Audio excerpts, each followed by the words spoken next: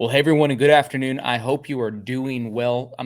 Coming to you live today with a very special episode with Dale Carson. We'll be deep diving into all of the odd behavior and new details that have come out in recent days involving the Bryan Kohberger case. I also want to let you know, just as we're getting started, that we have partnered with an amazing new app called Swagit. And anybody who downloads the app and follows me, it's just Tyler Feller, you're automatically entered to win $250 this month. I pinned a link to it in the chat. So feel free, click that link, go download that app, follow me, Tyler Feller. You're automatically entered to win $250. I think what a blessing. We're able to help support 200 with you with 250 bucks just by just by signing up for the app. How cool is that? And I also just want to say, hey, a special hey and thank you to all the people who are part of our membership program called the Feller Fam. Thank you guys for supporting the channel. You really are the engine of why we do what we do and how we're able to do it. Hey, Dale, thank you so much for joining. Last time you were on the show, it was a big hit. It's unbelievable to have you back, and everyone loves you. And I'm so excited to dive again into this conversation that we've been having now since November 13th about Bryan Kohberger. It's gotten even more complex, but I think you and I have been able to analyze some of the reasonable suspicions about his behavior. So I think that's a good thing for not only our listeners, but for us. I always learn when I talk and teach about things. Yeah. No, I think that's really interesting. One of the things that I'm continually getting people in the comment section, sending me emails. I mean, it's several people a day basically telling me I'm losing my mind because I painted a picture that Bryan Kohberger is guilty. And I'm just asking for one person out there who thinks he's innocent to be able to paint a picture of his innocence. They can't do it other than we live under the umbrella of the American justice system where there's a presumption of innocence until he's been tried in the court of law and convicted by his peers on a jury. Until then, I mean, I understand why they're saying we got to go after innocence, but I can't find one clue piece that would point to his innocence. What about you? Well, as a defense attorney, which is my hobby these years, it's easy to poke holes and create some level of reasonable suspicion that someone is not the guilty party. Yeah. I mean, there's so much going on in the world today. Clearly, for example, the sheath that was there was, in fact, at least based on what the government is saying. Now, I don't take everything the government says, meaning the prosecutors and the investigators, I don't take everything they say as true. Yeah. And my starting point is this. And I used to be obviously on the other side of this equation, not only as an FBI agent, but as a cop prior to that. And I know from my own personal experience of putting people in jail that the affidavits that you create for search warrants and for arrests and those sorts of activities is only a requirement to demonstrate the elements of the crime. Yeah. Okay. So what that means essentially is any affidavit that you create doesn't consider anything that might speak to the individual's innocence. I mean, you just don't put that in the report. Right. Because it's a probable cause affidavit. It's not an affidavit about why the individual shouldn't be arrested and his property shouldn't be searched, right? Yeah. I mean, the focus is just on arrest and search. That's the primary focus. And so when I say it's simple, there are certain rules that have to be followed by law enforcement. And those rules involve things, we know them. You have the right to remain silent, right? Yep. And all searches, if they're not authorized by a search warrant, are improper, right? All searches are improper. That's the starting point. Now, they're not improper if you have a warrant, right? Yeah. And they're not improper if you consent. And they're not improper based on the Carroll Doctrine, which deals with automobiles. If you're fleeing the scene of a bank robbery, and you're caught, right?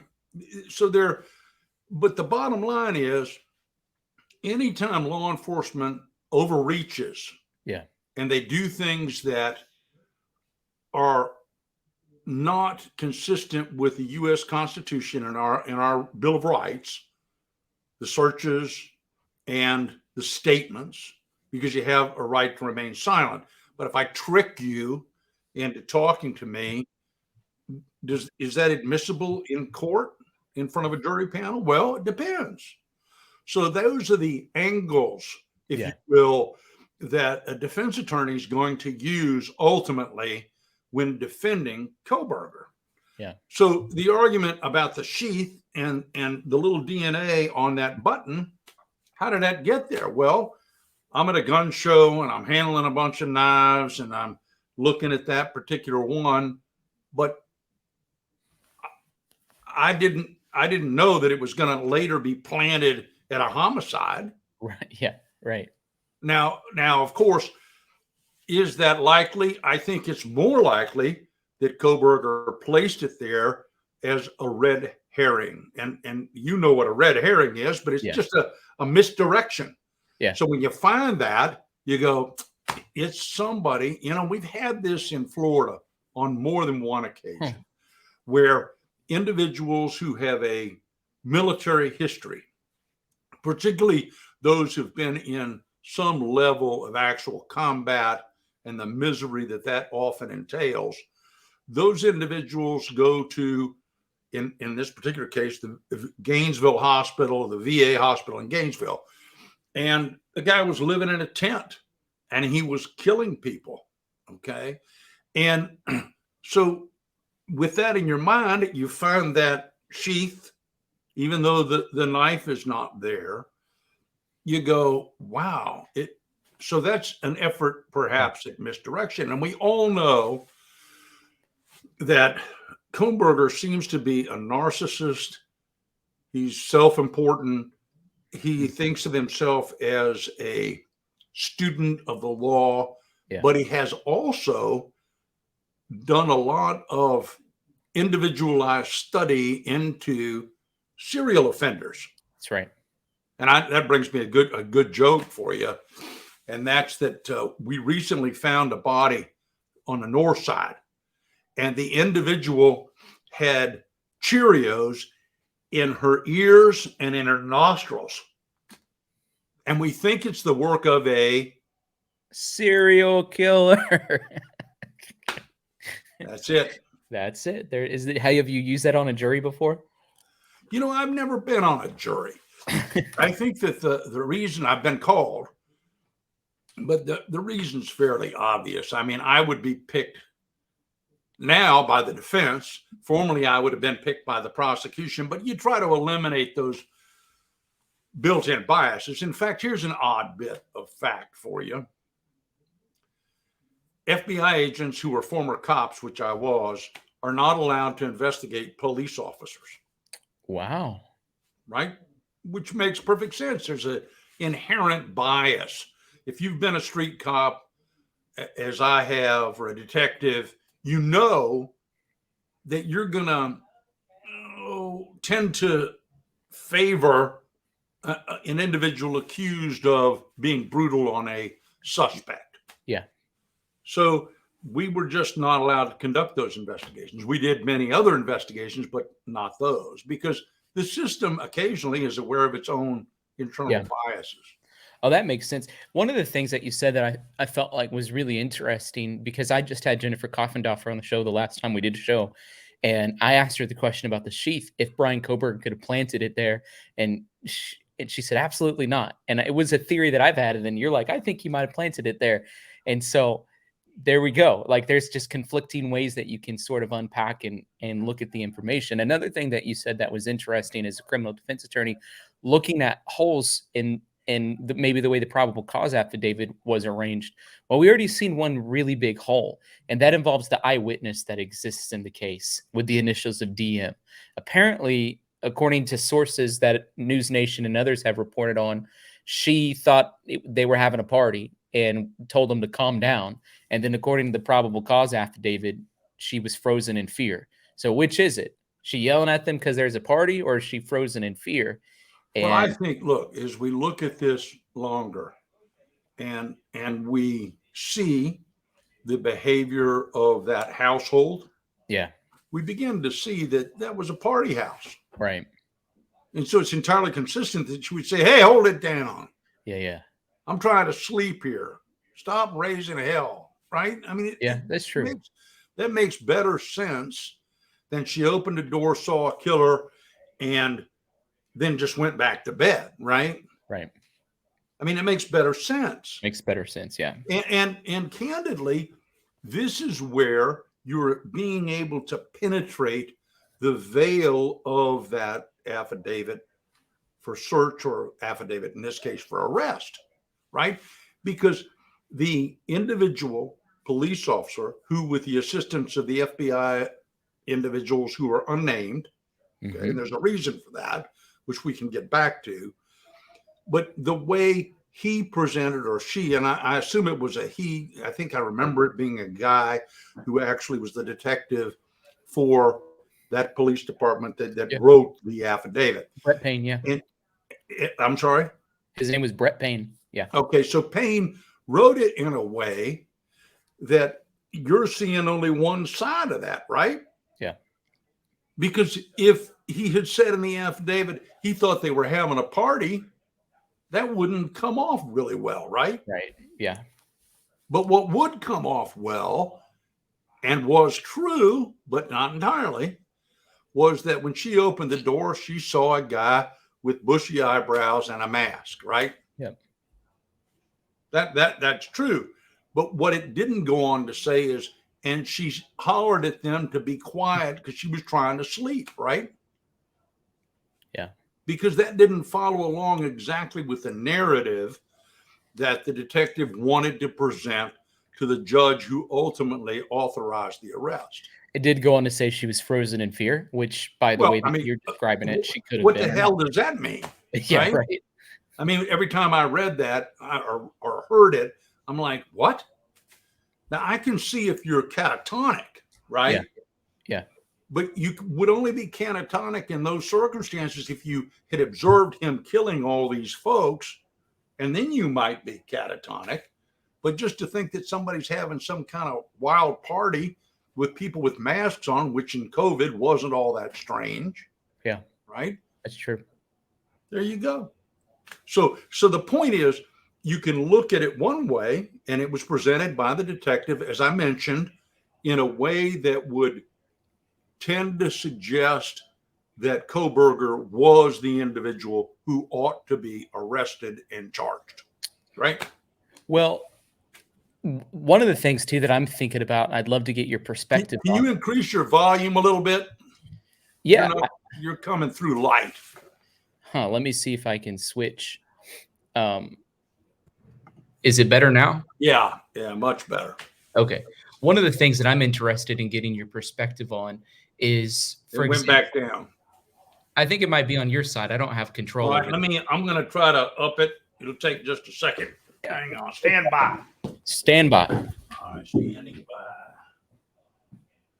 Let's see here. Where would that be? Settings. I guess settings.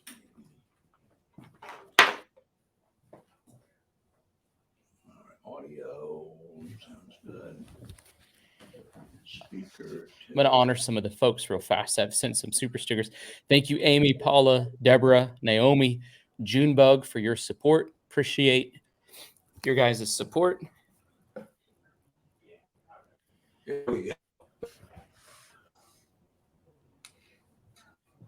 Okay.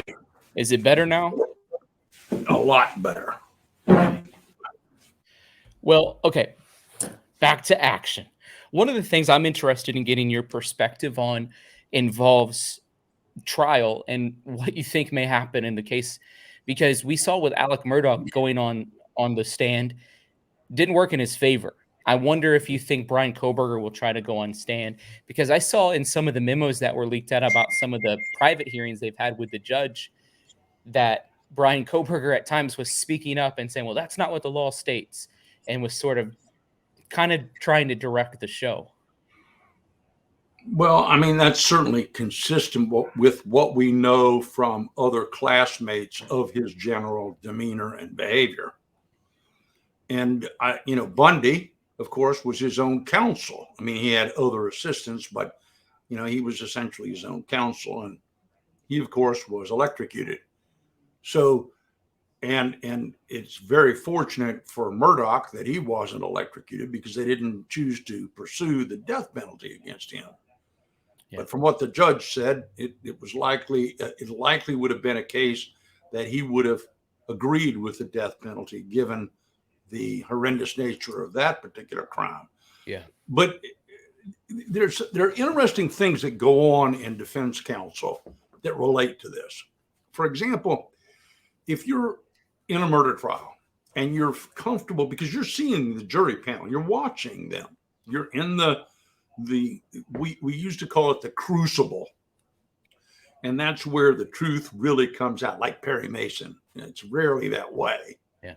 Although I can give you a couple of personal examples where that, in fact, happened to my clients, where they told the truth and it didn't work out favorably for them, to be sure, because the jury heard what they said. And in a case like this, though, you're watching the jury panel. And if you can get one of the 12-member jury panel to seemingly approve of your behavior, and we do this almost unnaturally. You're walking down the street, and some individual who could be of romantic interest to you passes by. I mean, and he or she looks at you, and there's that little electricity that goes through. I mean, there's no direct communication, but you look at one another. The same thing sort of happens with a jury panel. And when they come back into the room, if they look at you and smile, that means one thing. If they look at you, as often happens to the defense attorneys, and frown, that's another indication, right? But we almost do it subliminally. Yeah. It was interesting, just to reflect back on the Murdoch trial for a moment. There was an interesting point where the caregiver for his mother, a woman whose first name was Sheila, I believe, she was, and this was during the closing arguments. Mm-hmm. And during the closing arguments, they restated what she said, and she started to cry. Began to cry on the stand. Mm-hmm. And of course, she was saying essentially that, I believed in this fellow. I can't believe he's doing this, but I have to tell the truth. I can't not tell the truth. And if you could see Murdoch, because I happen to be watching very closely, he did these things. He went here. Yeah. And the higher up the stress is, if you want to hide it, you hide it under the chair, right? Or under the table. But the higher it is up on your body, the more there is. And the last thing I saw him doing was he was chewing on his fingernail. Well, that's about as stressful as you can get. And by the way, inconsistently with his other behavior during the entire course of the trial. That's right. So there was an example of somebody that really was injured by his behavior, and she knew that he was not telling the truth, and that there was only one reason for him to not tell the truth, and that's because he admitted he actually perpetrated the killings. Yeah. So it's interesting. You see a jury panel. So if the jury panel doesn't like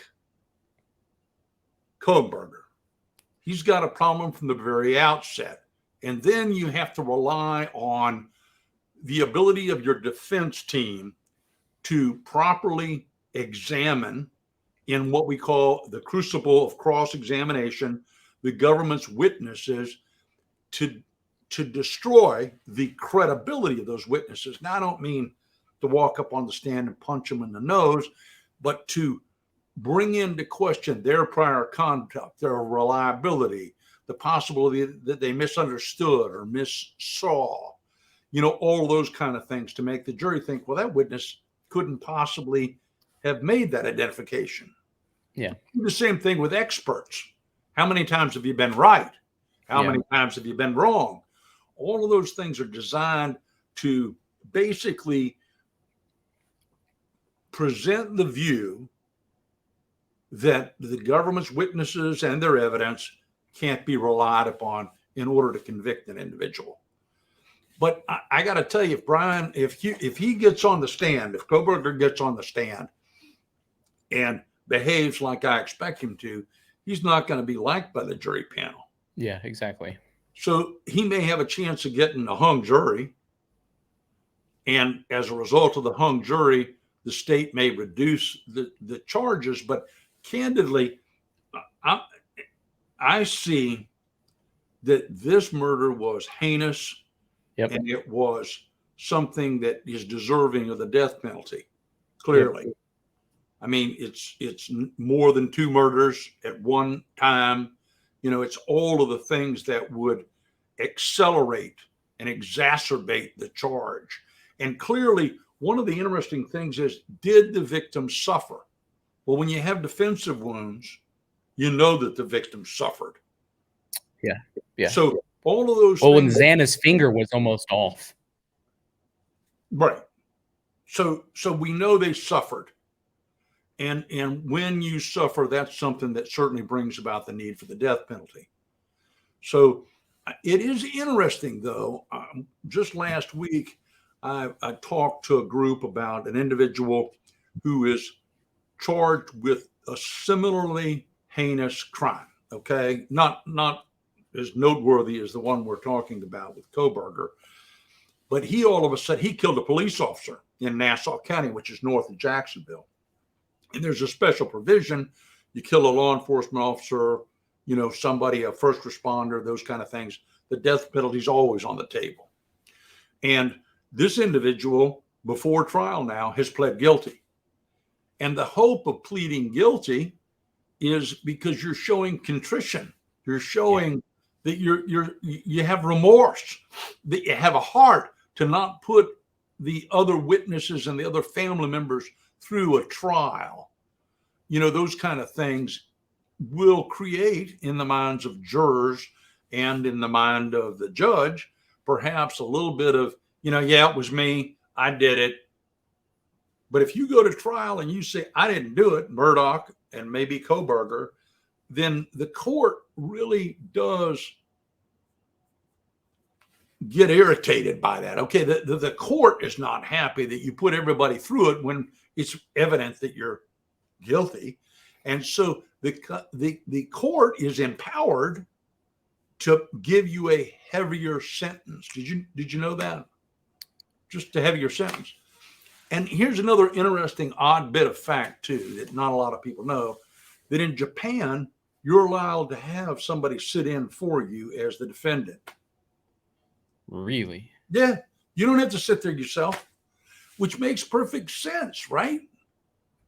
Because what that does, in my mind, that makes perfect sense, because what that does is it takes the personal aspect out of it, right? Yeah, that does make sense from that point of view. So I don't look at you and I have an internal bias against in Japan, an Anglo-Saxon, right?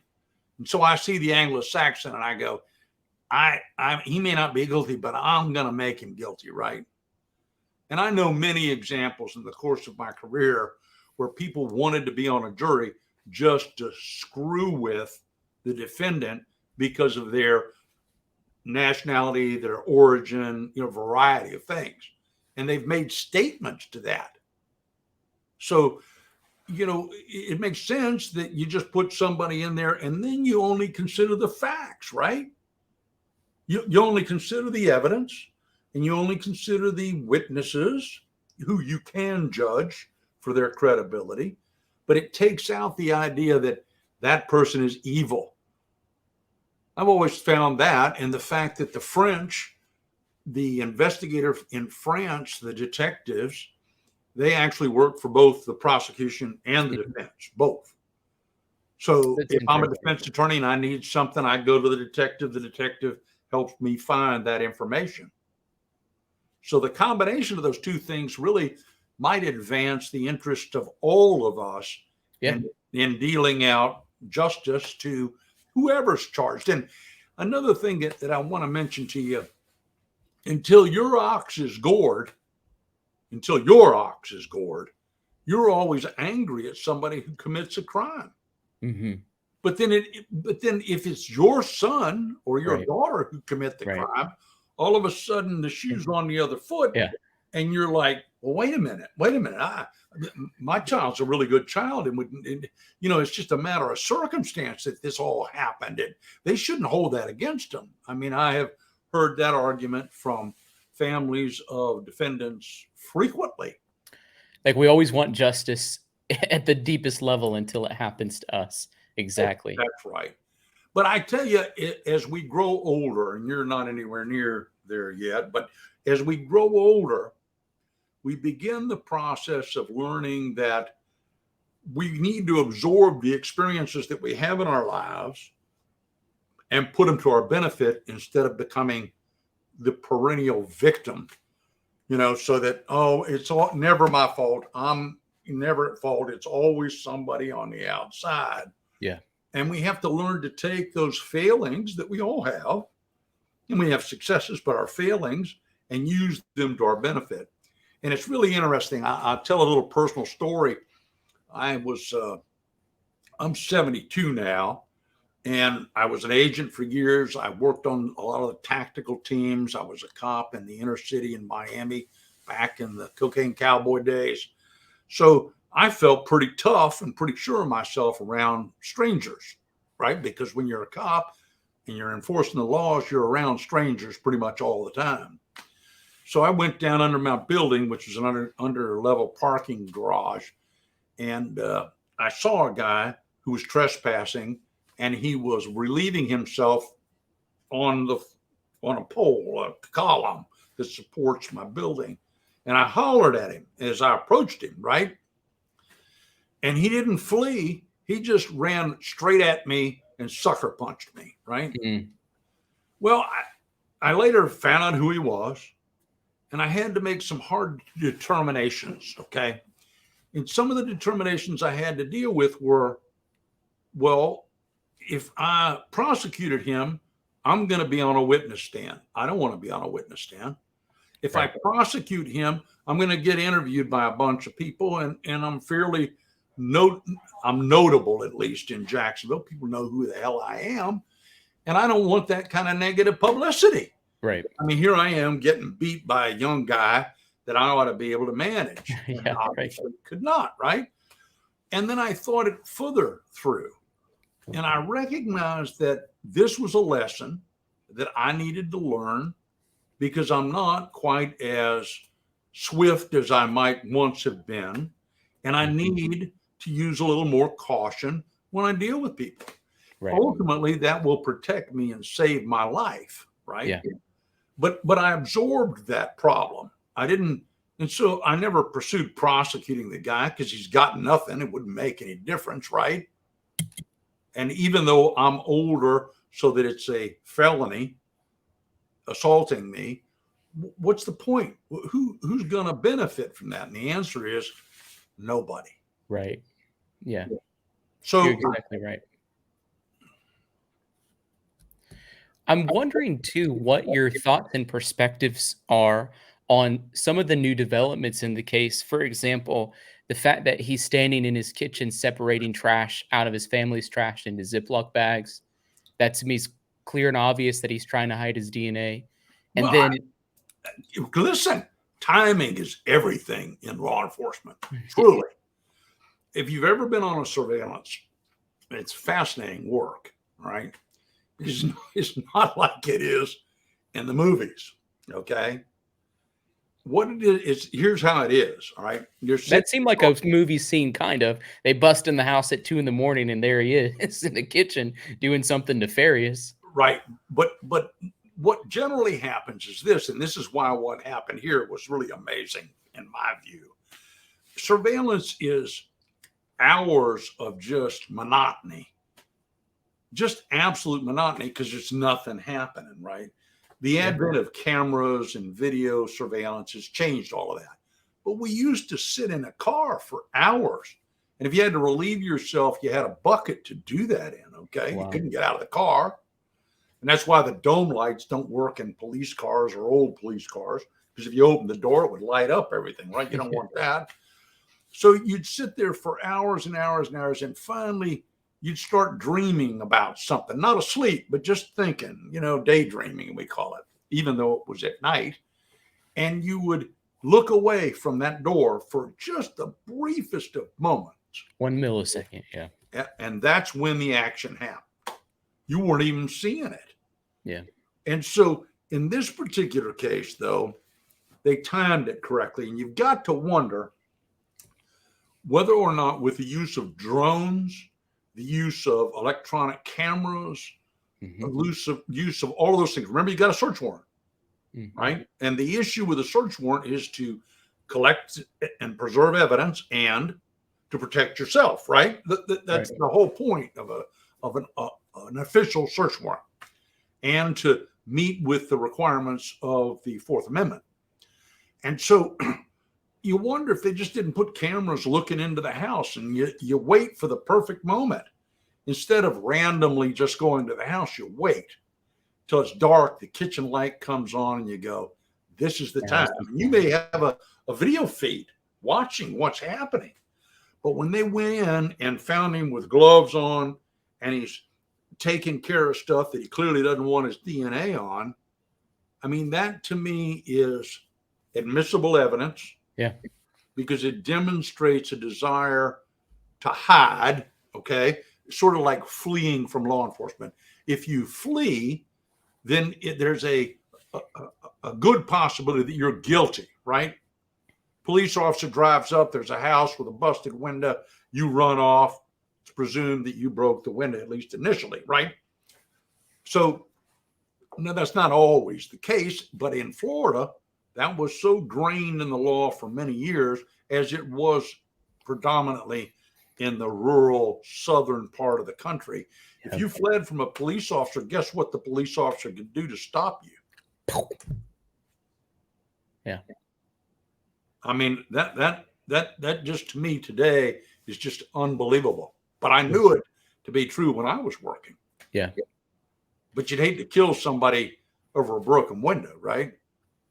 Yeah. Or if there was some level of confusion, it was an accidental. Absolutely. But there were reports of two things. One, it was a gated area that the police officer SWAT team had to go into to get to Bryan Kohbergers' house. They didn't have access to the code at first, which is kind of interesting considering they were doing surveillance. And the second thing is, I looked at the Flight Radar 24, which is a website. You can type in any date and time in any part of the country and see what the aircraft coverage at that time looked like. And there was a Cessna, a small Cessna plane that was circling the house for over an hour just before that raid took place of the Kohberger house. What do you think that was? Well, I mean, you would indicate that there's some level of law enforcement, Pennsylvania State Police watching or FBI watching from above, certainly. It's interesting they're doing that and not using drones, or maybe they're also using drones. Right. Maybe they thought he might try to get away and then they'd have eyes. I don't know. Fixed wing aircraft is the preferred method because it allows a pilot in charge, and a navigator. And I often served in that odd function to watch the ground and to see what's going on. I see. And then you can communicate that to any number of units on the ground. But today, and I don't doubt that was either a Bureau aircraft or a state police aircraft, because fixed wing is so easy to use, simple to fly. 182 is what you're talking about. And those are really durable aircraft, and they're pretty safe to fly in. What about it being at night? They'd have to have, I guess, some level of night vision cameras from above.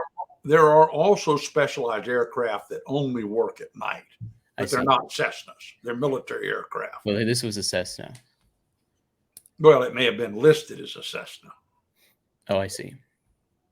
And they do stuff like that? They change up? Oh, absolutely. We had thermal imaging cameras back in the 80s that were used for that very purpose.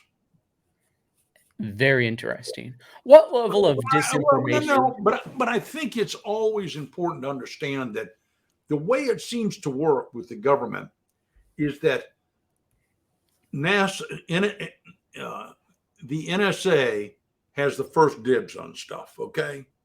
And then it rolls down to the CIA, and then it rolls down to the law enforcement agencies. I mean, that's the way that happens. I didn't know that. It's not unusual well, we had back in the 70s, we had a little transmitter that was about the size of a box of matches. Now, people probably don't even know what the hell that is anymore. Yeah. But it was called a T4. You could have 2 channels on it. And they were specialized. They were not encrypted channels because we had yet to go to encrypted channels, but we had special frequencies, right? And they were high band 800 hertz series. So they were fairly short distance, but they were also something that the citizens couldn't really get a hold of. I say that's not entirely true, right? But we had that equipment, and we also had a thing called a Nagra tape recorder that was about this size, and it was actually reel to reel, 2 small reels. And it had twin mics that you would put right about here on a chest and wrap them in cotton. And those would pick up sounds. If you listened to it later on headphones, it was as though you were present. And all of that worked down from government channels up above. Oddly enough, the Nagra recorders were used for many years by Hollywood to get that really perfect sound that you often hear. Yeah. Wow. But the surveillance techniques have gotten way more far advanced. I mean, we used to be concerned that the Soviets would put a laser up against an office window, and in so doing, the minute vibrations of a keyboard could be translated into the actual text of what was being typed. So there are strategies and techniques that are available for surveillance today, I'm sure. I mean, if I were doing it, which I'm not today, but I would send a drone in there and I'd put 2 or 3 cameras, with independent batteries looking into the house. You could do that today. Whereas in my era, you'd have to run hardwire to do that sort of thing. And by the way, that wasn't above us. Put what was known as CCTV camera looking into the kitchen or the rooms if we had authorization to do so, or it was for national security. Foreign counterintelligence operations in the FBI are not subject to the same rules and regulations that are for civilians. What kind of things could they have been doing with Bryan Kohberger that we don't know about? Well, I mean, look, one of the things, and of course the Bureau denied this, is you're following a guy all the way across the country. You're bound to lose him. They did lose him, according to sources. Well, I hear that, and then I hear them deny it, but you're bound to, right? So how do you solve that problem? And you solve that problem with what we saw, whisper stop, right? Now, whisper stop doesn't anticipate that there'll be another actual stop by police on the highway. So you end up with 2 stops. That seems kind of odd, but only really one of them was a whisper stop where an agent or somebody involved in the actual transit contacted him. This is the car. We think it's on I-4 or whatever the hell it is. And that brings me another memory. When I was an agent, if I left my house and I had to go to Tallahassee, I had to put down the car I was in, who I was with, the ETA for various intersections that I would cross going to Tallahassee, because otherwise the FBI didn't have a way to get in touch with me when I was needed.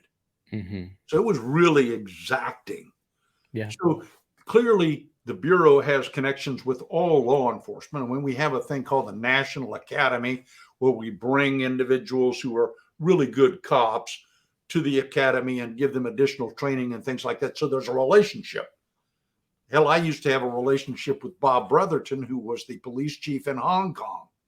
So those are the kind of relationships that you have. And those relationships can be used to make a car stop. Stop that car, see who the hell's in it. Now, because of body cameras today, right, they were able to see things later that were helpful to them. For example, was he wounded? There's some speculation that he was wounded while he was driving back with his father in the car. Plus, you want to know that you got the right car and that it is who you think it is, right? Yeah.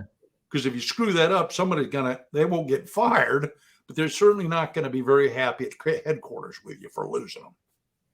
No, I think that's really interesting. Did you go through the list of the items that they seized from his house? I did. And And let me tell you the most interesting one that I saw. And people don't really know this. I taught death investigations for the FBI for a number of years, along with other major courses related to a variety of things. And one of the things I taught was Ted Bundy. You know, who was he? How do we figure that out, right?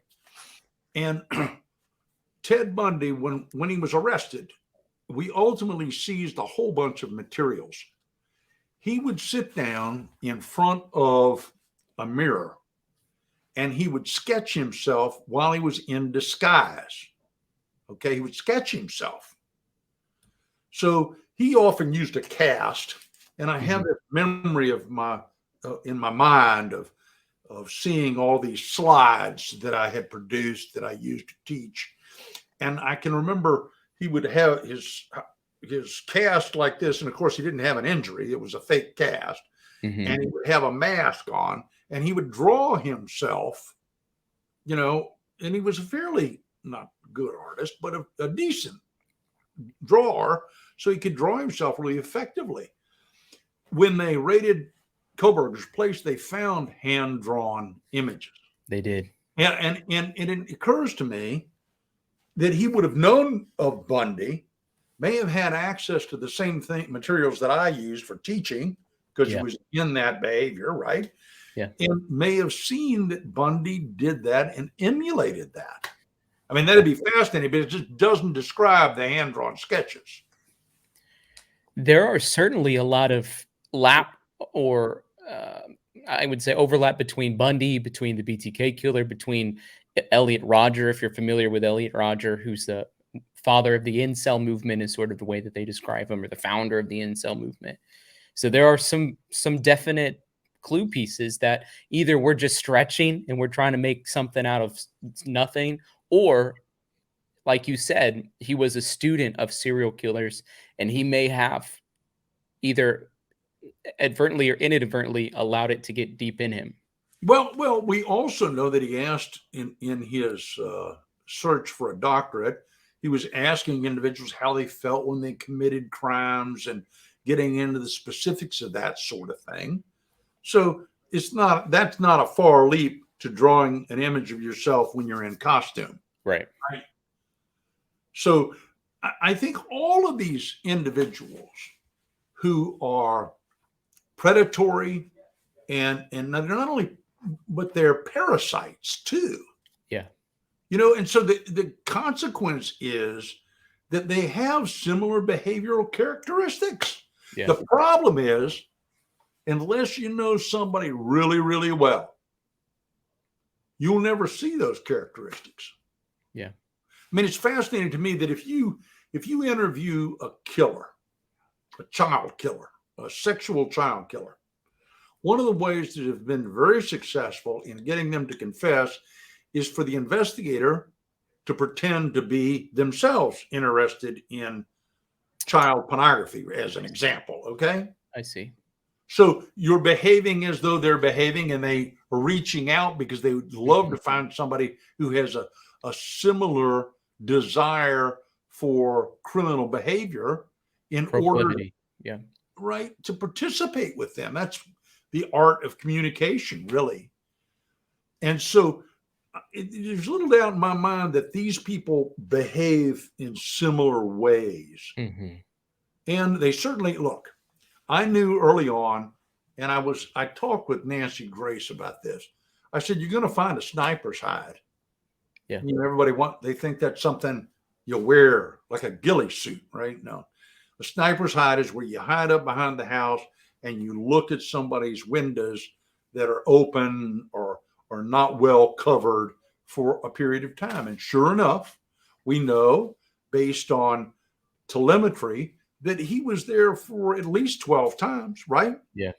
And so in my mind, it's clear he was watching these people. And And I did a brief video on the dangers that particularly young women encounter when they don't recognize the danger of open displays of themselves to the outside. Mm-hmm. Because men are very visually driven, women Mm-hmm. not so much.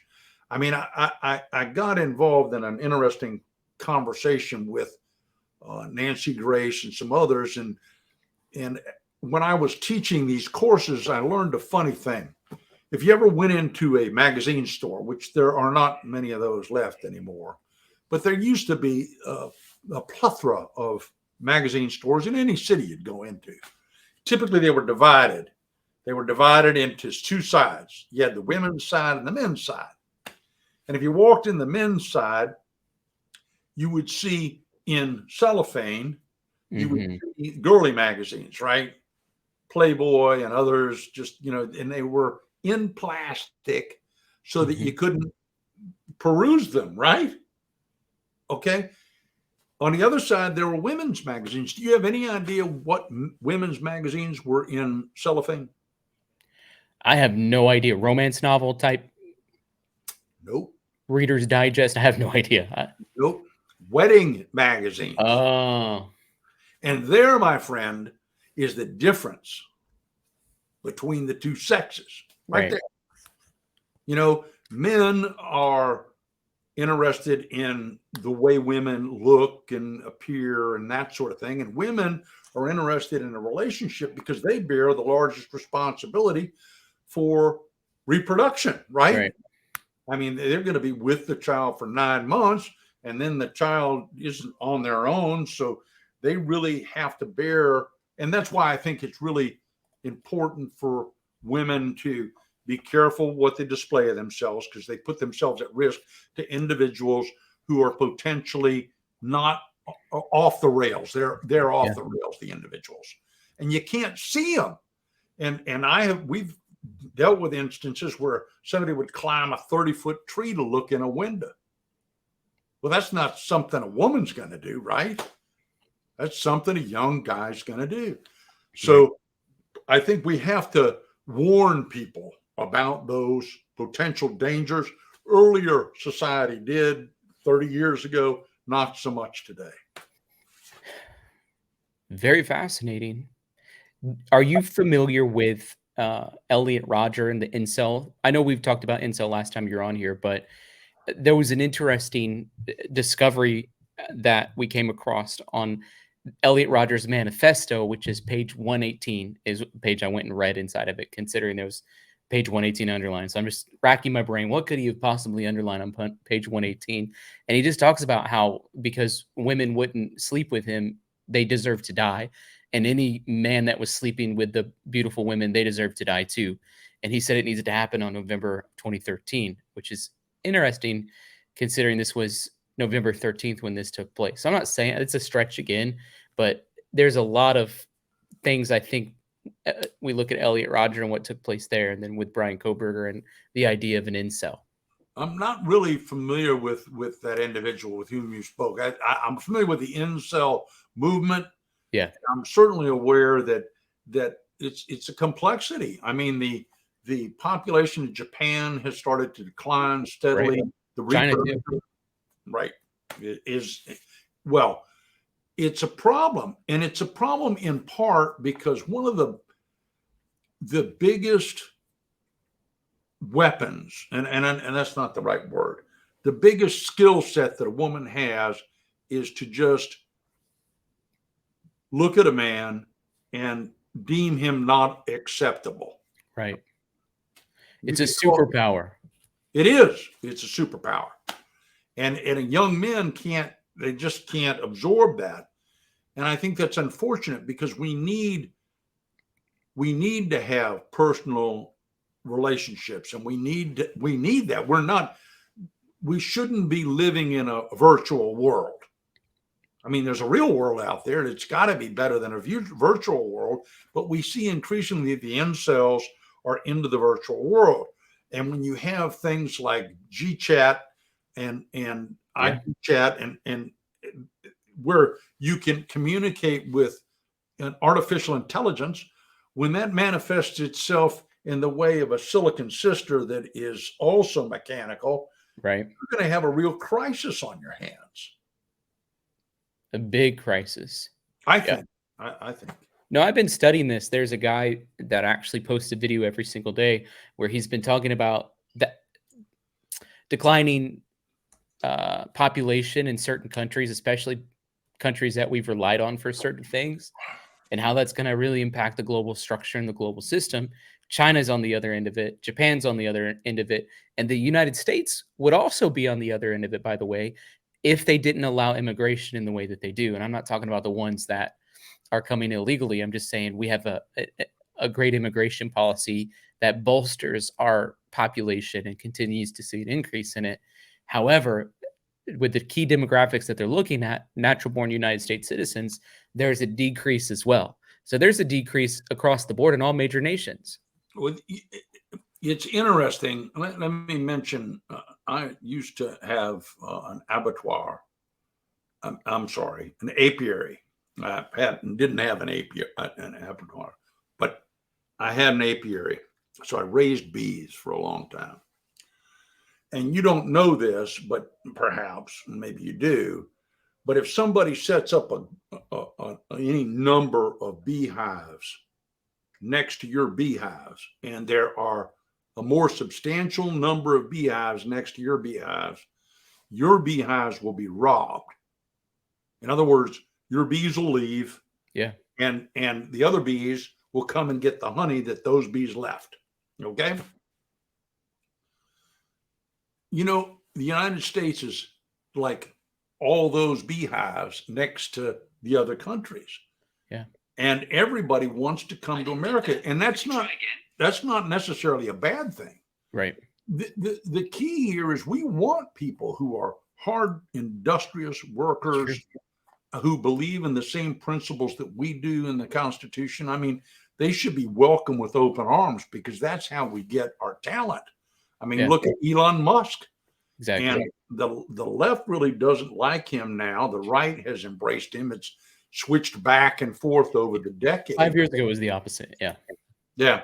But it's amazing to me what brilliance that individual has. And there are others. And he's an immigrant. And I always felt like, just from my own observations, the more diversity that exists often leads to the greatest breakthroughs in innovation. And so I'm totally on board with you in that. Well, let me be clear about my idea of diversity. In my world, if you're just picking diversity based on the obvious, right? Right. I agree with you on that. Yeah. You know, if you're just on that basis, the entire system declines, because if you're working in an organization, you want the very best people in that organization. Exactly. I have that here in my law office. Now I have a variety. There's a diversity here, believe me, but I can tell you that they're the top of their effort, field, and skill sets. So, and I create a working environment that's pleasurable for them. They basically run their own cases. They show up when they want to. They don't have a boss hanging over their neck saying, "Where are you? And what the hell have you been doing? Why weren't you doing this?" Because that's insulting, right? Yeah. People do what they're going to do, and I praise them when they do well. So that behavior doesn't exist in typical industry, in my experience. In fact, it's just the opposite. You have people standing on you to get higher. It's true. And so I think that we want a diversity, because we want a diversity of ideas and opinions, but we don't want a diversity just based on some list that some idiot has created and said, this is the list that'll make the world a better place, because that's not true, in my view. Why do you think so many people like Bryan Kohberger find faith while they're in prison? Oh, you know, Jesus lives in the jail, right? Well, that is a true statement from my perspective. No, wait, he does. There used to be an old jail here in Jacksonville. And if you were to go into that jail, which was, by the way, on Liberty Street, okay, If you went into the jail, it was dark and dank, and there were plaster walls. Okay, it was not tile as it is often today, plaster walls. And I have seen some of the most spectacular renderings of the Christ that you've ever seen in your life, painted on those walls inside the jail cells. And it's only tongue in cheek that I say Jesus is in the jail, but while they're there, there's only one potential hope for them, and that's it. Yeah. It's true. So everybody seems to, I'm praying with God, and what I think a true Christian recognizes is the Roman coin, right? Mm-hmm. Right. You pay to Caesar what's Caesar's. And if you do a crime, you're going to be paying in this lifetime and to this society. Mm-hmm. Now, God may have forgiven you, and you may be saved, and you may go on to live eternally. Certainly, that's my hope for myself and the people I love. But I can tell you that you're going to pay your piper here. Yeah. Yeah. Oh, that's good. That's really good. I think sometimes from my perspective, as somebody who watches these kinds of things closely, it feels like some of them do it as a way to sway the jury.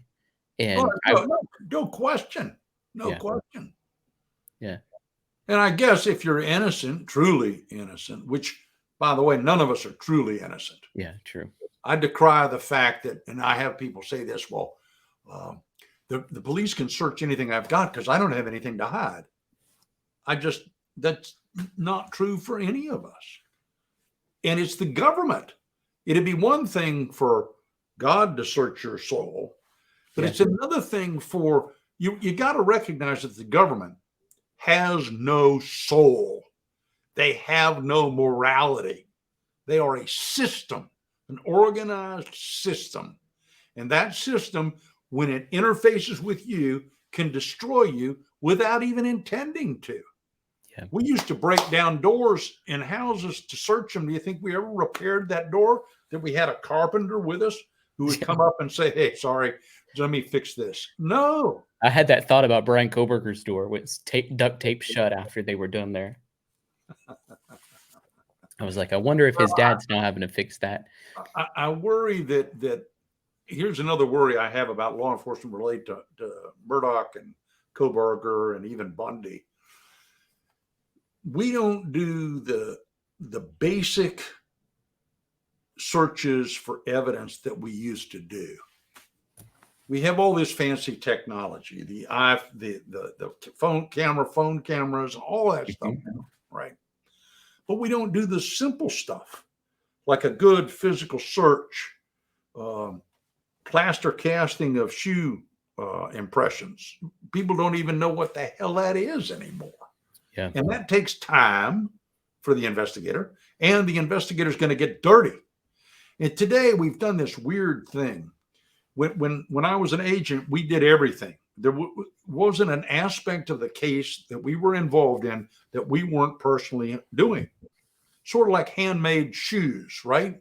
Yeah. I mean, we did everything. Today, it's not that way. We have an ID technician, right, who shows up in the van, and they perform the actual survey for evidence.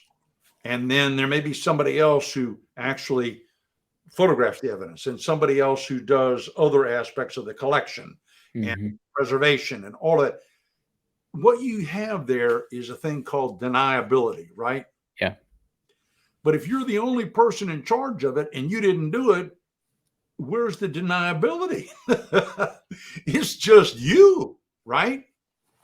And so I think in many ways things were better back in the earlier times when we did what I consider more thorough physical searches and investigations. We didn't rely on the technologies we do today. And we do absolutely rely on it today.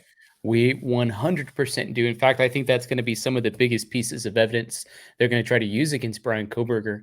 Another thing that I wanted to get your take on was, because I've heard conflicting reports about this. So the items that they took from his house, some people have said that they just take everything. Other people have said they're only taking things that they think are connected to the case, possibly. Well, Which is it? you take everything. I mean, I know agents who and we used to have phone booths. I don't know whether you ever remember those, but there were coin that you put a phone in and you actually dial the number. Originally it was a rotary phone, and then there were buttons you'd push dial and you put money. We loaded up the entire phone booth, unhooked it, unbolted it from the ground, and sent it to the laboratory. Right? Can you extract data off of it? Well, you can't screw that up, right? Yeah. I mean, if there's any hairs or fibers or there's any DNA, today DNA, and back then it was fingerprints. If there was anything, they could manage it. And you didn't get jammed up with not doing it exactly as the FBI laboratory in Washington, D.C. would have done it. The point is, you tended to be very thorough when you're the lightning bolt connection to the problem, right? And I don't see that today. One of the interesting things is in the Murdoch matter, when the police showed up and they thought, no doubt, initially, he was Alex Murdoch was the killer, no doubt. They had that in their mind. But you certainly set up a perimeter. Yeah. And what's the first thing you do? You call for dogs, right? Yeah. And you search the perimeter. Why wouldn't you do that? Right. And so those are the more, as I said, those are the more traditional investigative techniques. And I think we've discarded those to our own discredit. No, I agree with that totally. We have a question coming in from one of our listeners, Deborah. She says, what do you think about the attorneys having a conflict of interest? Obviously talking about Ann Taylor, who's representing Bryan Kohberger, had at her office at least represented Xander Kernodle's mom at one point. What conflict of interest is? First off, conflict of interest is something that relates to the individual case. Yeah. Okay. So her earlier representation of a mother has no connection with what's going on here. So that doesn't really exist. And, conflict can also be waived. Every client that I represent is entitled to conflict-free representation. Okay. But I often have, if two family members are charged with the same event and they both want me to represent them, I have them sign waivers of conflict. So it can be waived. Mm-hmm.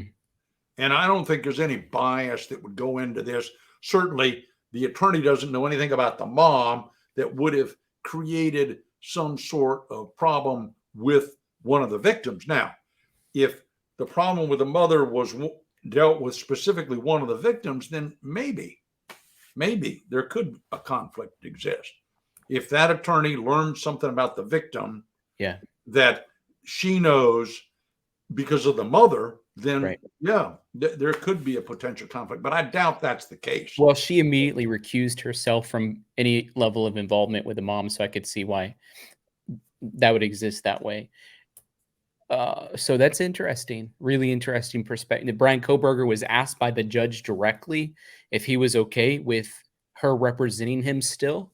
Right. And he said, yes, he's fine with it. Actually, he says it's his wish that she represents him. Why do you think that is?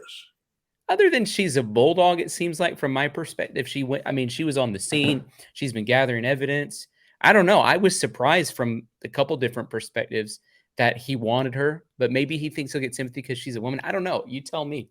That's my thought. Your last statement is sort of my thought. I mean, here's a woman. He is apparently a misogynist based on his prior conduct when he was back home. So, that's going to be an interesting dynamic to see how that plays out.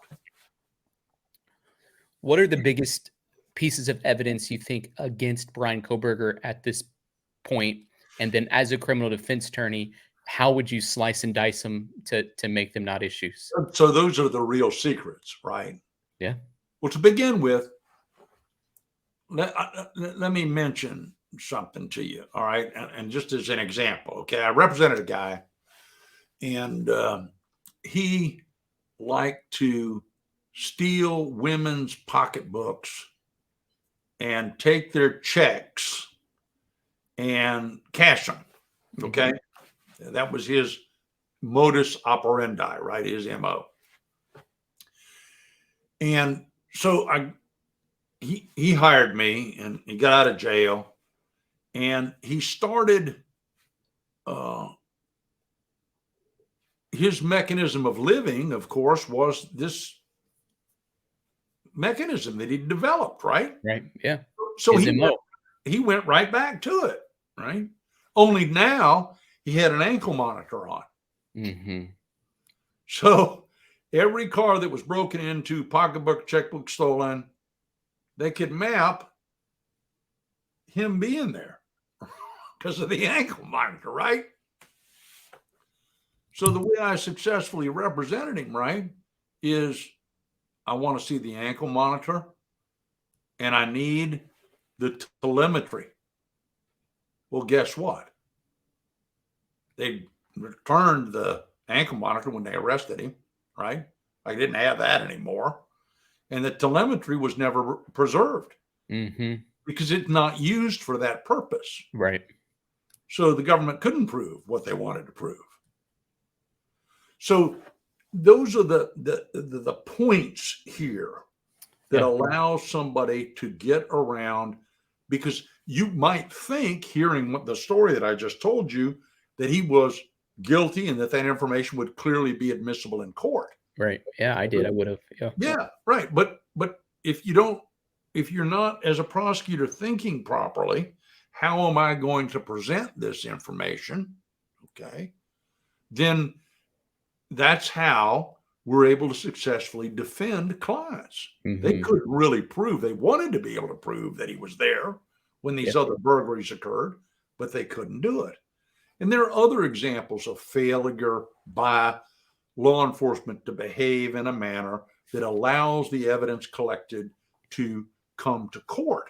But in particular with Kohberger now, the things that, and I just opined that he was at the property 12 times. Well, the only way I know that is because of telemetry, which is triangulation with electronic pulses that mysteriously go through the atmosphere. And as we all know, that tower may pick me up, but this one's so busy that another one has to pick me up. And so how does triangulation really work? Yeah. And with a mathematician, you would argue that all this triangulation to show specifically where he was at what time, absent video, is just garbage. It's just a bunch of smoke and mirrors. You can't really prove it. Mm-hmm. And so that's the attack has to be made. And it's a problem today because electronic technology, particularly videos, seem to just overwhelm us. We are a generation, many generations, of watching TV and believing everything we see on TV as being the truth. But if you take different camera angles from the same thing, which you're not doing typically with videos from Ring cameras and the kinds of things we have today, you may find an entirely different story. People who look like they're together might entirely be different. It's true. Altogether. But we've yet to have protocols for understanding how cameras should work and film should work and what it really means, because it's dangerous. As soon as they are able to reproduce a counterfeit film of you behaving improperly, even though that's never happened, okay? Yeah. And they disseminate that, it won't be long before everybody believes what they see on camera, despite the fact that it's absolutely untrue. Well, that technology exists in this moment. Well, it does, but not at a level that it can't be uncovered. I see. And that's the problem with AI. Yeah. Artificial intelligence can make that happen in a way that you're not going to know the truth. Interestingly, when I used to handle domestic cases, it was always a request to catch the individual cheating on the other spouse, right? There was always that request. And it was not because they wanted to do something with it. It's because they wanted to know for an absolute certain fact that what they believed was true, despite their spouse's constant denial. Yeah. They want to know the truth. And I think we all, although we can't always handle the truth, I mean, the truth can injure you. Yeah. I mean, there's some truths that you'd be better off not knowing. It's like, you can't handle the truth. Yeah, that's true sometimes. Well, no, I think it really is true. It can hurt the way you feel about a spouse or somebody who's close to you, or my grandmother. I read years later after my father died that he had written in a diary. He said, my mom thinks that my son is ugly, but we don't think so. So there's the grandmother that I loved, okay, telling my father when I was born back in the 50s that she, as the queen grandmother, didn't think I was good looking. So that was a fact that I could have done without. Right.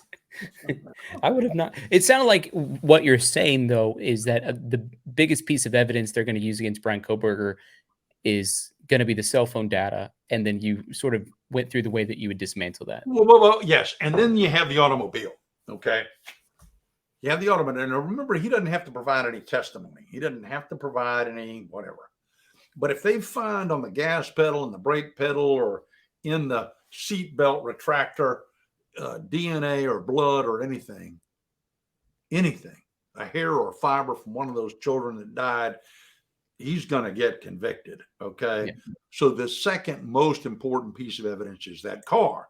Now, they took their time with that, right? They did the right thing. I was always sort of amazed that they didn't take all the cars away from the property right now. Okay. Yeah, me too. The ones that were the girls owned or the decedents owned, and take them away and store them. And they just kept them in the damn weather. That's not something the Bureau would do. We would operate more like NCIS, where you put them in an area to keep them in the right humidity and those kind of things, because there are methods of extracting evidence, fingerprint, blood, hairs and fibers, those sorts of things from automobiles that are get destroyed in the weather. So you don't want that. But they did a good job. They got a search warrant for the car. The police officers who initially found the car, in the other learning institution, that was all good police work. Yeah. Yeah. So the car is the other important thing. And then it would never surprise me. They also found a hotel room key. Mm-hmm. Sure, and they would go to that hotel room, they get a warrant for that and search it for anything that might be there. And it's not unusual for people. Well, I mean, you can look behind me. I mean, there's a cat I found, right? Yeah, there it is right there. I like that cat. Yeah, I do too. And that's why I have it here. And some lanterns, some books, picture of my dad. These are important possessions of mine. Otherwise, they wouldn't be here. Right. They're not just for you to see. They're to remind me of who I am and where I come from. Yeah. And they're stored in a special place. There's alarms and locks and et cetera to protect this stuff. Yeah. My point is, it would not be unusual for Kohberger to have had a place where he stored that stuff on campus. Mm-hmm. Because when you're in a doctorate program, you have a carrel that you only use. Yeah. And in fact, in some cases, you have a room that only you use. So my hope is that these people who've conducted these investigations understand that and will search those areas for specific things. In my years, things were written on paper, diaries and documents. That is absolutely untrue of today's youth. It's true. Store everything right here with people. And I'm just telling you those computers that they've seized, the phone that they've seized, all of those things are going to be critical to this continued prosecution. No question about it. I couldn't believe how many computers Bryan Kohberger had at his house. Oh, I've got 4 or 5 right here that I progressed out of. I haven't erased. I don't know why. I've probably got half a dozen cell phones, that I need to just take a hammer to, like Hillary did, and get rid of the information. But I don't want to do that. I might have some use for them. They cost me money. Yeah, I know. I'm that same way. Well, thank you so much for being on the show today. And I give you the final words if there's anything else you want to add about this case. Well, I think that it's instructive, the case itself, because what I notice about courtrooms today, when I do trial cases, they're empty. There's no public in the courtrooms watching what goes on. Years ago, of course, the windows would be up on the courthouse in the courtroom, and people would have picnics outside and listen to their justice system in operation. It was a holiday. Yeah. And the public is interested in the process any longer. Those of us who are directly involved in it are, but I submit to you that these kinds of cases and the ability of cameras to be in the courtrooms is helping bring that awareness of what a trial is really about and how much effort we go through to get a proper prosecution and a successful conviction when somebody truly is guilty. I totally agree. I think it 100% helps the American justice system by allowing cameras in the courtroom and for the public to participate in that way. 100%. Yeah. But you'll notice they're not in any federal courtrooms still. Yeah. Well, it's interesting because they do a lot of their court hearings on Zoom or WebEx, and there's ways to penetrate that. And I find that to be interesting. Well, I haven't seen that yet, but even my federal district court here, if there's a hearing, it's in the courtroom. There's no, in fact, the courthouses were really shut down during COVID predominantly. But I hope that sooner or later, because frankly, the federal system is more collegiate.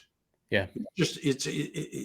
And if a person pleads in federal district court, that plea might take 2 hours. The same plea in state court, 15 minutes max. Right. Yeah. So the federal system does recognize and support individual freedoms in a way that may be kind of a little bit are overlooked in state court. Oh, that's really good.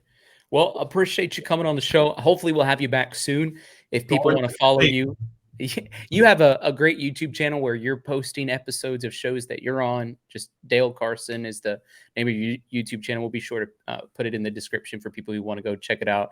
Any other things you want to share, people?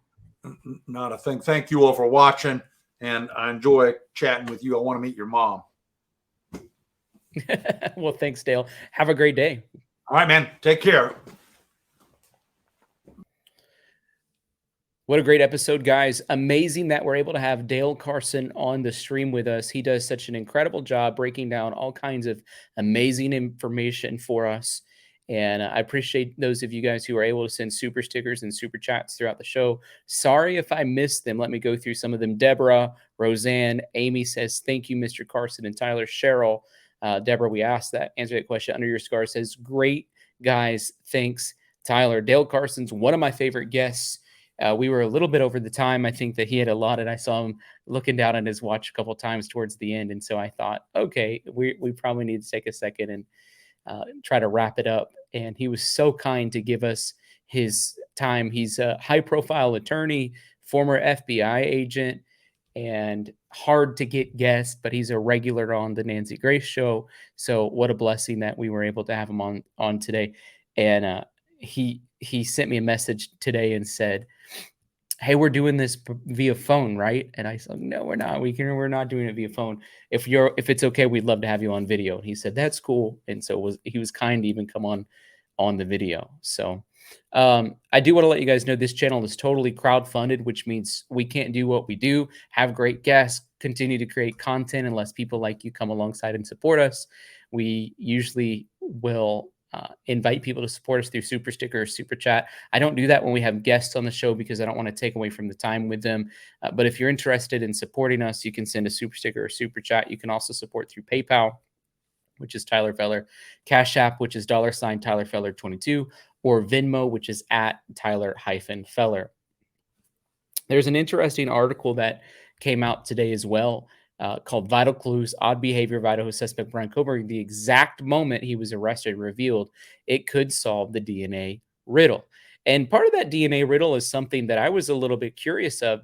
And I did a video on this, but yesterday, but I just want to talk about it with you for a couple of minutes while we're on the stream together still. I found it to be really peculiar that they were able to, at the end of the day, get Bryan Kohberger's trash from his house. You guys would remember me having this long conversation that I wasn't understanding. And it wasn't that I didn't understand the DNA process. If you guys remember that episode, I was like, I'm not understanding. Somebody smart's going to have to come on the show and tell me about DNA, because I couldn't understand how come they had gone through the trash and were connecting the DNA to Bryan Kohberger's father and not Bryan Kohberger himself. That was the crux of my question. It wasn't that how were they able to identify Bryan Kohberger from his father. That makes perfect sense. You should be able to tell who somebody's father is from DNA. That wasn't the question that was at hand for me.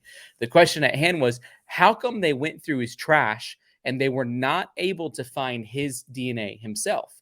Well, it turns out that he was separating his DNA out of the trash.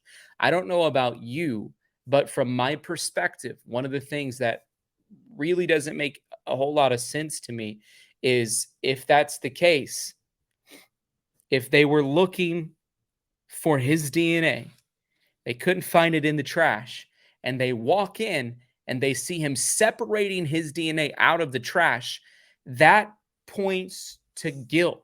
And I want to know, what's he doing with those Ziploc baggies full of trash? Obviously, then I was thinking, well, I had this thought in the weeks leading up to this situation that took place. I had this thought. Well, obviously his parents know what's going on, because Bryan Kohberger is not participating in the family trash can like everyone else. Apparently, that's not the case. He was waiting till they were all peacefully sleeping and then digging through the trash his own self. And he probably was pretty, like, fold his cup up if he threw a cup away or whatever. He was probably pretty strategic on how he threw away his trash to begin with. So it wouldn't have been that difficult of a process. But now it's starting to make a little bit more sense. Hey, Karen, thank you for that super sticker. Really appreciate it. The suspect in the shocking Idaho murders was arrested in December while wearing gloves and separating trash, new documents have revealed. New details of Bryan Kohberger's odd behavior on the day of his arrest have emerged following the release of a search warrant. There you can see his house. Obviously, they busted in the house. I wonder, this back little shed back there, I wonder what's back there. Certainly, they would have searched that as well. The 28-year-old has been charged with 4 counts of first-degree murder and burglary following the deaths of Kaylee Gonsalves, Madison Mogan, Xana Kernodle, and Ethan Chapin. The 4 students were stabbed to death in a rental home near the campus on Moscow. Police described finding the bodies as the worst crime scene they've ever seen. They said there was blood everywhere. So we already knew all that information, but we didn't know that he was separating trash. And why was he putting it into Ziploc bags? Hey, Diane, thank you for that super sticker. Really appreciate that. Thank you so much for your support. And that's about it, guys. I don't have much more to say than that.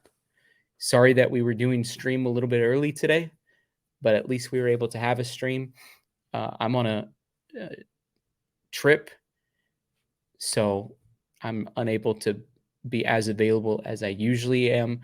I had pre-scheduled this interview with Dale Carson, and then many of you know that there was a funeral that came up, and I had to shift some things around, so I was still able to do this interview with Dale Carson.